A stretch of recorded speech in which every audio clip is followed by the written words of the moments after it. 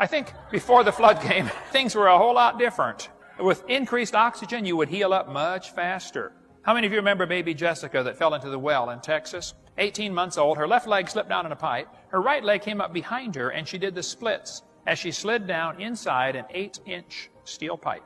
She went down 20 feet and was stuck there for 2.5 days.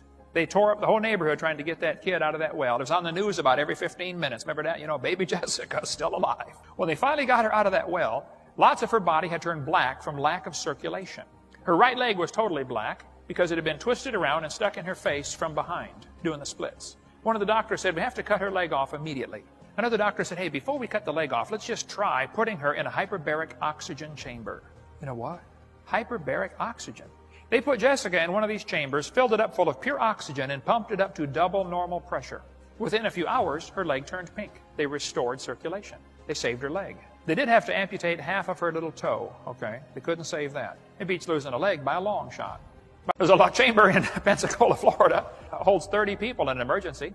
A lot of hospitals are getting these hyperbaric chambers. Does UT Medical Center have a hyperbaric chamber? They do? You know how big it is? Does it 1 or 2 or 3 person or 1 person? Okay. West Germany is treating stroke patients with hyperbaric oxygen, getting incredible recovery from strokes. In England, they're treating multiple sclerosis.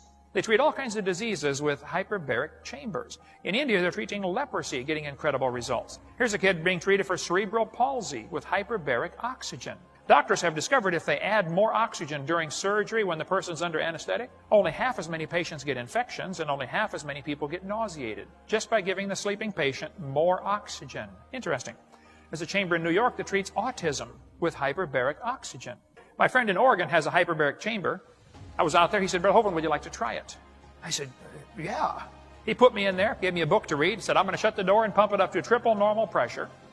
They use the diving terms. You're going to dive to 90 feet. Well, you're sitting right there in the chamber. You don't go anywhere, but it's like scuba diving to 90 feet. He said, now, I'll let you out in about an hour. I was in there breathing pure oxygen for an hour, reading my book, under triple normal pressure. When he let me out, he said, how do you feel? I said, I feel like running around the world. This is incredible. Now, how many of you old-timers, your get up and go, done, got up and went? You know what I'm talking about? Yeah. Most exciting thing you can think of is taking a nap Sunday afternoon, right? Man, in the pre-flood world, if they had to double the air pressure and increased oxygen, you would just be full of energy all the time.